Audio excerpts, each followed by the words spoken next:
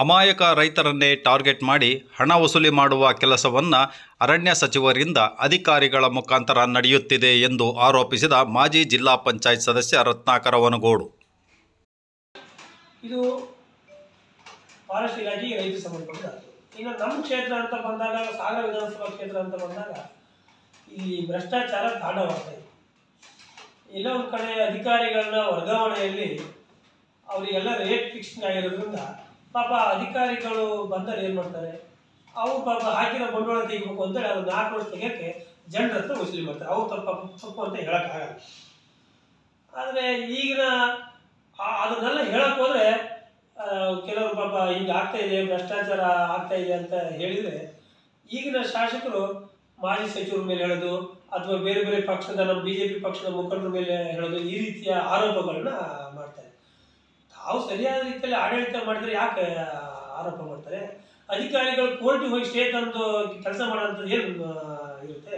ಇವತ್ತು ನಮ್ಮ ಸಾಗರದಲ್ಲಿ ಎಷ್ಟು ಜನ ಕೋರ್ಟಿಗೆ ಹೋಗಿ ಸ್ಟೇ ತಂದು ಕೆಲಸ ಮಾಡ್ತಾ ಇದ್ದಾರೆ.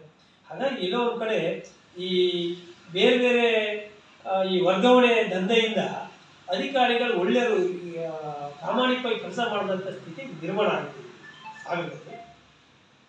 ಆ ವರ್ಗಾವಣೆಗೆ ಎಲ್ಲೋ ಒಂದು ಕಡೆ ಇಂತಿಷ್ಟು ಅಂತ ರೇಟ್ ಫಿಕ್ಸ್ ಆಗಿರೋದ್ರಿಂದ ಇಲ್ಲಿ ಬಂದಾಗ ಅವ್ರು ಸರಿಯಾದ ರೀತಿಯಲ್ಲಿ ಮಾಡಲ್ಲ, ಅವ್ರು ಹಣ ಮಾಡೋಂಥ ಕೆಲಸ ಮಾಡ್ತಾರೆ. ಅವಾಗ ಜನರಿಗೆ ಕೆಲಸಗಳು ಸಿಗಲ್ಲ, ನ್ಯಾಯಸಮ್ಮತವಾಗಿ ಕೆಲಸ ಆಗಲ್ಲ. ಈ ಉದಾಹರಣೆ ನೋಡಿರಿ, ಇವು ನಮ್ಮ ಸಾಗರ ನಮ್ಮ ಕಾಂಗ್ರೆಸ್ ಸರ್ಕಾರದ ಅರಣ್ಯ ಸಚಿವರೇ ಎಲ್ಲ ಕಡೆನೂ ತೆರವುಗೊಳಿಸಿ ಅಂತೇಳಿ ಪ್ರತಿದಿನ ಸ್ಟೇಟ್ಮೆಂಟ್ ಕೊಡ್ತಾ ಇದ್ದಾರೆ. ಇಡೀ ರಾಜ್ಯದಲ್ಲಿ ಅರಣ್ಯ ಒತ್ತುವರಿ ಆಗಿದೆ, ಅದನ್ನೆಲ್ಲ ತೆರವುಗೊಳಿಸ್ಬೇಕು ಅಂತ. ಆದರೆ ಇದೇ ಕಾಂಗ್ರೆಸ್ನವ್ರ ಹಿಂದೆ BJP ಸರ್ಕಾರ ಇರಬೇಕಾದ್ರೆ ಅಯ್ಯೋ ರೈತರಿಗೆ ಕಿರುಕುಳ ಕೊಡ್ತಾರೆ ಅಧಿಕಾರಿಗಳು, ಸರ್ಕಾರ ಇದ್ರ ಬಗ್ಗೆ ಧ್ವನಿ ಎತ್ತಾ ಇಲ್ಲ ಅಂತೇಳಿ ಹೋರಾಟನೂ ಮಾಡಿದರು, ಪಾದಯಾತ್ರೆನೂ ಮಾಡಿದ್ರು, ಸಾಕಷ್ಟು ಕಡೆ ಹೋರಾಟಗಳು ನಡೆದಿದೆ. ಆದರೆ ಈಗಿನ ಸರ್ಕಾರದವರು ಒಬ್ಬ ಅರಣ್ಯ ಸಚಿವರನ್ನ ಸರ್ಕಾರದವರು ಇನ್ನೂ 136 ಸೀಟ್ ಕೊಟ್ಟಿದ್ದಾರೆ ಜನ. ಆದರೆ ಎಲ್ಲ ಒಂದು ಕಡೆ ಆ ಸಚಿವರಿಗೆ ಯಾಕೆ ಹಿಂಗೆ ಹೇಳ್ತಾ ಇದ್ದಾರೆ ಅನ್ನೋದ್ರ ಬಗ್ಗೆ ಸರ್ಕಾರದ ಮುಖ್ಯಮಂತ್ರಿ ಆಗಲಿ ಅಥವಾ ಸಂಬಂಧಪಟ್ಟಂಥ ಇಡೀ ರಾಜ್ಯದಲ್ಲಿ ಕಾಂಗ್ರೆಸ್ನ ಮಂತ್ರಿಗಳು ಮತ್ತು ಶಾಸಕರು ಯಾರು ಸಹ ಅದ್ರ ಬಗ್ಗೆ ಸುದ್ದಿ ಸರ್ಕಾರ ಇರ್ತಾ ಇದೆ. ಎಲ್ಲೋ ಒಂದು ಕಡೆ ನಮಗೆ ಅನುಮಾನ ಏನು ಮೂಡಿಸಿದೆ ಅಂದರೆ, ಈ ಅರಣ್ಯ ಸಚಿವರು ಈ ಅಧಿಕಾರಿಗಳ ಮುಖಾಂತರ ಏನೋ ಭ್ರಷ್ಟಾಚಾರ ಕುಮ್ಮಕ್ ಕೊಡೋ ದೃಷ್ಟಿಯಿಂದನೋ ಏನೋ ಈ ತೆರವುಗೊಳಿಸೋ ಒಂದು ಹೇಳಿಕೆ ಕೊಡ್ತಾ ಇದ್ದಾರೆ. 3 ಎಕರೆ ಮೇಲ್ಗಡೆ ಇರೋಂಥ ಜಮೀನೆಲ್ಲ ತೆರವುಗೊಳಿಸ್ಬೇಕು ಅಂತ. ಯಾವ ಆಧಾರದ ಮೇಲೆ ತೆರವುಗೊಳಿಸ್ತಾರೆ? ಅಧಿಕಾರಿಗಳು ಯಾವ ದೊಡ್ಡ 50-100 ಎಕರೆ ಹೊಡ್ಕೊಂಡಂಥವ್ರಿಗೆ ಎಲ್ಲೂ ತೆರವುಗೊಳಿಸಕ್ಕೆ ಹೋಗಲ್ಲ. ಪಾಪ ಅಮಾಯಕರು ಯಾರು ಪಾಪ ರಾಜಕಾರಣಿಗಳನ್ನು ಭೇಟಿ ಮಾಡೋಕ್ಕಾಗಲ್ಲ, ಅಧಿಕಾರಿಗಳಿಗೆ ಹೋಗಿ ಸಮಜಾಯಿಸಿ ಉತ್ತರ ಕೊಡೋಕ್ಕಾಗಲ್ಲ, ಅಂಥವ್ರಿಗೆ ಹೋಗಿ ದೌರ್ಜನ್ಯ ಮಾಡಿ ಬೇಲಿ ಹಾಕ್ತಾರೆ. ಉದಾಹರಣೆ, ನಾನು ಮೊನ್ನೆ ಒಂದು ಮಳಲಿ ಮಠದಲ್ಲಿ ಹೋಗಿದ್ದೀನಿ, ಹೊಸಪೇಟೆ ಹತ್ರ. ಅವರು ಮುಳುಗಡೆ ಸಂತ್ರಸ್ತರು. ಅವ್ರು ಪಾಪ 2 ಎಕರೆ ಖಾತೆ ಬಿಟ್ಟರೆ ಮನೆ ಕಟ್ಟಕ್ಕೆ ಜಾಗ ಇಲ್ಲ. ಅವರು ಕಂದಾಯ ಭೂಮಿನ ಸುಮಾರು 50 ವರ್ಷದಿಂದ ಕಾಪಾಡ್ಕೊಂಡು 2 ಎಕರೆ ಬೇಲಿ ಹಾಕಿ ಇರ್ತಿದ್ರು. ಬೇಗ ನಮಗೆ ಜಾನುವಾರು ಮೇಯಕ್ಕೆ ಅಂತ. ಅದನ್ನು ಮೊನ್ನೆ 2021-22ರಲ್ಲಿ ನೀವಡು ಫಾರೆಸ್ಟ್ ಅಂತ ಮಾಡಿ ಹೋಗಿ ಮನೆ ಬಾಗಿಲಿಗೆ ಹೋಗಿ ಬೇಲಿ ಹಾಕಿ ಬಂದಿದ್ದಾರೆ. ಅವ್ರು ಪಾಪ ಯಾರನ್ನೂ ರಾಜಕೀಯ ಟಚ್ ಇಲ್ದಾರೆ, ಅಮಾಯಕ ರೈತರು, ಅಂಥವ್ರಿಗೆ ಹೋಗಿ ಬೇಲಿ ಮಾಡಿ ಬಂದಾರೆ, ಮುಳ್ಕಂತಿ ಬೇಲಿ. ಈ ರೀತಿಯ ಮೊನ್ನೆ ಇರುವಕ್ಕೆಯಲ್ಲಿ ಒಬ್ಬ ಸಣ್ಣ 1 ಎಕರೆ ಸಾಗುವಳಿ ಮಾಡ್ಕೊಂಡು ಬಂದಂಥ ಹುಡುಗ, ಅವನು ಪಾಪ ಗಟ್ಟಿಯಾಗಿ ಮಾತಾಡಿದಂಥ ರೈತರು, ಅಂಥವ್ರಿಗೆ ಹೋಗಿ ಬೇಲಿ ಮಾಡಿದ್ದಾರೆ. ಬಿಟ್ಟರೆ ಯಾರು ರಾಜಕೀಯವಾಗಿ ಶಕ್ತಿ ಇತ್ತು, ಆರ್ಥಿಕವಾಗಿ ಶಕ್ತಿ ಇದ್ದಾರೆ ಅಂಥವ್ರದ್ದು ಎಲ್ಲೂ ಸಹ ಆಗಿಲ್ಲ. ಮತ್ತು ಇದನ್ನು ತೆರವುಗೊಳಿಸ್ಬೇಕಾದ್ರೆ ಒಂದು ಸರ್ಕಾರ ಒಂದು ಮಾನದಂಡ ಮಾಡಬೇಕು.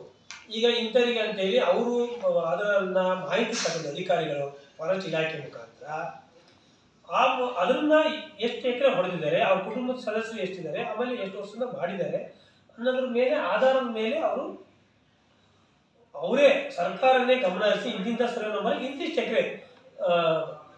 ಎಕರೆ ತೆರವುಗೊಳಿಸ್ಬೇಕು ಅಂತೇಳಿ ಆದೇಶ ಹೊರಡಿಸಿದ್ರೆ ಅದನ್ನ ಅಧಿಕಾರಿಗಳಿಗೆ ಮಾಡಬೇಕು.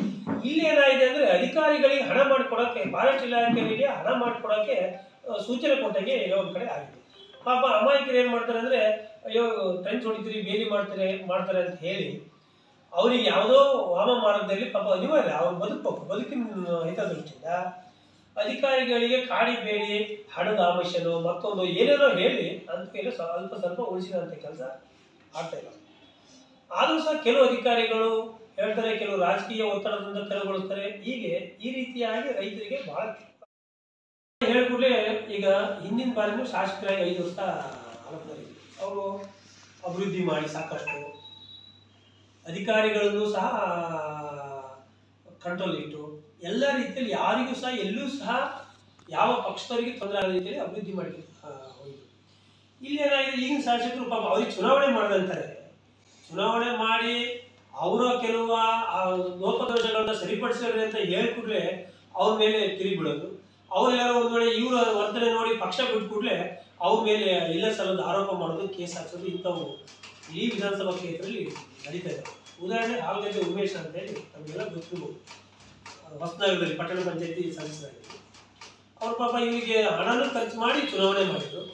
ಆದರೆ ಇವರ ಕೆಲವು ಅಕ್ರಮಗಳು, ಕೆಲವು ದಬ್ಬಾಳಿಕೆಗಳನ್ನ ಸಹಿಸಕ್ಕಾಗದೆ ಬೇಡ ಈ ರೀತಿಯೆಲ್ಲ ಮಾಡಬಾರ್ದು ಅಂತ ಹೇಳಿದ್ರೆ ಅವನು ಸರಿ ಇಲ್ಲ ಅಂತೇಳಿ ಅವನ್ನ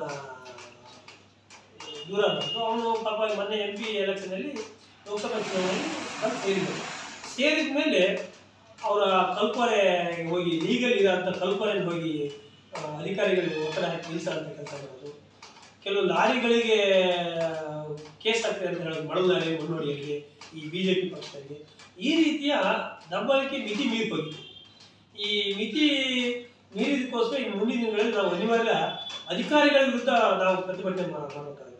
ಈ ರಾಜಕಾರಣಿಗಳು ಹೇಳಿದ್ರು, ಯಾರೋ ಶಾಸಕರು ಹೇಳಿದ್ರು, ಮತ್ತೊಬ್ರು ಯಾರೋ ಹೇಳಿದ್ರು ಅಂದ್ರೆ ಸುಮ್ಮನೆ ಲೀಗಲ್ ಇರೋ ಅಂತ ತೊಂದರೆ ಕೊಡೋಕೆ ಹೋದ್ರೆ ನಾವು ನಿಮಗೆ ಎಷ್ಟು ತಪ್ಪುಗಳಿದಾವೆ ಅಂತೇಳಿ ನಾವು ಸಹ ಕಂಡಿಡಿದು ನಾವು ಹೋರಾಟ ಮಾಡಬೇಕಾಗುತ್ತೆ. ಅದನ್ನು ಈ ಮುಖಾಂತರ ಅವರಿಗೆ ನಾವು ಎಚ್ಚರಿಕೆ ಕೊಡ್ತಾ ಇದ್ದೀವಿ. ಹಾಗಾಗಿ ಇಲ್ಲ ಒಂದು ಕಡೆ ಈ ರೀತಿಯ ದೌರ್ಜನ್ಯಗಳನ್ನ ನಿಲ್ಲಿಸ್ಬೇಕು. ಯಾಕಂದ್ರೆ ನಾನು ಹಿಂದೆ ನಾವೆಲ್ಲ ಪಕ್ಷ ಬಿಟ್ಟು ಬಂದಂತ ಸಾಕಷ್ಟು ಜನ, ನಾವು ಒಬ್ಬನೇ ಅಲ್ಲ, ಕಟ್ಟಿ ಬೆಳೆಸಿ ಬಂದಂತರು 15 ವರ್ಷ ಬೇಡ ಅಂತ ಬಂದು ಅಂದ್ರೆ ಈ ರೀತಿಯಾಗಿ ಇವರಿಗೆ ಅಧಿಕಾರ ಕೊಟ್ಟು ಕೂಡಲೇ ಈ ರೀತಿಯ ದೌರ್ಜನ್ಯಗಳು ನಡೀತವೆ. ನಡಿಬಾರ್ದು ನಮ್ಮ ಸಾಗರ ವಿಧಾನಸಭಾ ಕ್ಷೇತ್ರದಲ್ಲಿ ಹೇಳ್ತೀವಿ. ಆದರೂ ನಾನಾ ಕಾರಣಗಳಿಗೋಸ್ಕರ ಅವರಿಗೆ ಗೆದ್ದರು. ಅದು ಮತ್ತೆ ಪುನರಾವರ್ತನೆ ಅದು ಆಗ್ತಾ ಇದೆ. ಕೆಲವರಿಗೆ ಸುಳ್ಳು ಕೇಸ್ ಹಾಕ್ಸೋದು, ಈ ರೀತಿ ಅನೇಕ ದೌರ್ಜನ್ಯಗಳು ನಡೀತಾ ಇದ್ದಾವೆ. ಹಾಗಾಗಿ ನಾವೇನು ಯಾರು ನಮ್ಮ ಪಕ್ಷದವರು ಕಾರ್ಯಕರ್ತರು ಹೆದರಾಟ ಅವಶ್ಯಕತೆ ಇಲ್ಲ. ನಾವು ಬೆಂಬಲಕ್ಕೆ ಇದ್ದೇ ಇದ್ದೀವಿ. ನಮಗೆ ಸಂಸದರಿದ್ದಾರೆ, MLCಗಳಿದ್ದಾರೆ, ಮಾಜಿ ಸಚಿವರು ಹಾಲಪ್ಪನವರಿದ್ದಾರೆ. ಖಂಡಿತ ರಕ್ಷಣೆ ಕೊಟ್ಟೇ ಕೊಡ್ತೀವಿ. ಆದರೆ ಇವ್ರದ್ದು ಎಲ್ಲಿವರೆಗೂ ನೋಡೋಣ ಮಿತಿ ವಿರುದ್ಧದಿಂದ ನಾವು ನೋಡ್ತಾ ಇದ್ದೀವಿ. ಮತ್ತೆ ಈ ಮುಂದಿನ ದಿನಗಳಲ್ಲಿ ಅತಿ ಆದಾಗ, ಈಗ ಮೊನ್ನೆ ಬಾಂಗ್ಲಾದೇಶದಲ್ಲಿ ಹೆಂಗಾಯಿತು, ಅತಿ ಆದಾಗ ಜನ ತಿರುಗಿದ್ರೆ ಹಂಗೆ ಆ ಮಟ್ಟಕ್ಕೆ ಹೋಗೋವರೆಗೂ ಮಾಡಬೇಡ್ರಿ. ಆದರೆ ನಿಮಗೆ ಜನ ದುಡ್ಡು ಕೊಟ್ಟು ಅಧಿಕಾರ ಕೊಟ್ಟಿದ್ದಾರೆ. ಜನ ಇಲ್ಲಿ ಏನು ಮಾಡಿದ್ರು, ಸಾಗರ ವಿಧಾನಸಭಾ ಕ್ಷೇತ್ರದಲ್ಲಿ ಹೋದ್ರೆ ಕಣ್ಣೀರು ಹಾಕಿದ್ರು. ಅಯ್ಯೋ ನನ್ನ ಹತ್ರ ದುಡ್ಡಿಲ್ಲ, ಏನಿಲ್ಲ ನಾನು ಅಂತ. ಆದರೆ ಎಲ್ಲೋ ಒಂದು ಕಡೆ 10 ವರ್ಷ ಅಧಿಕಾರ ಮಾಡಿದ್ರೆ ಈ ರೀತಿ ಆಗಿದೆ ಅಂತೇಳಿ ಅನುಕಂಪ ಗಿಡಿಸಿಕೊಂಡು ಜನ ದುಡ್ಡು ಕೊಟ್ಟು ಓಟ್ ಹಾಕಿದ್ರು.